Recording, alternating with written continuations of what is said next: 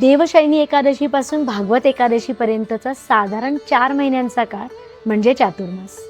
भगवान विष्णूचा हा योगनिद्रेचा किंवा विश्रांतीचा काळ असतो. आणि धार्मिक दृष्ट्या सुद्धा अनेक जण ह्या काळामध्ये अनेक व्रतवैकल्य करतात.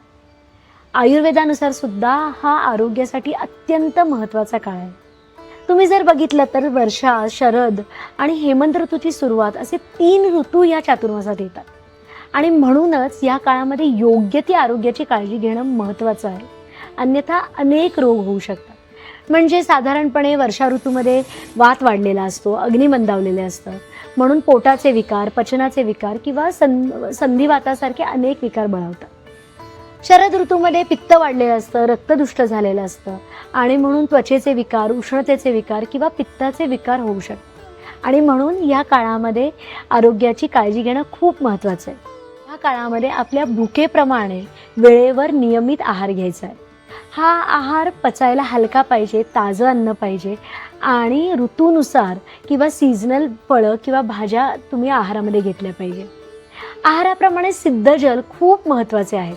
म्हणजे जर बघितलं तर वर्षा ऋतूमध्ये सुंठ किंवा नागरमुथा टाकून सिद्ध जल घ्यायचं आहे. शरद ऋतूमध्ये चंदन, वाळा, धणे टाकून सिद्ध जल करायचं आहे. तसंच तुम्ही सुवर्ण सिद्ध जल घेतलं तर रोगप्रतिकारक क्षमता चांगली वाढते. या सगळ्याच्या जोडीला आपण जर बघितलं तर अभ्यंगसुद्धा खूप महत्त्वाचं आहे. वर्षा ऋतूमध्ये तिळतेलाने, शरद ऋतूमध्ये खोबरेल तेल किंवा बला शतावरी तेलाने अभ्यंग केलं तर बाह्यतासुद्धा त्वचेची आणि आरोग्याची काळजी घेतली जाते. याच्याच सोबत ह्या काळामध्ये मनाची ताकद वाढवणं खूप महत्त्वाचं आहे आणि म्हणून अनेक व्रतवैकल्य ह्या काळात केली जातात. आता जेव्हा आपण उपवास म्हणतो तेव्हा ते लंघनरूपी किंवा अल्प आसन म्हणजे कमी खाणं अशा ह्याच्यानी अग्नीची काळजी घेण्यासाठी हे उपवास आहेत.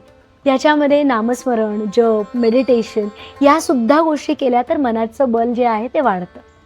हळूहळू जसा हेमंत ऋतू येतो तसं शरीराचं आणि मनाचं बळसुद्धा वाढत जातं आणि मग तुम्ही आपल्या नॉर्मल रुटीनला येऊ शकता.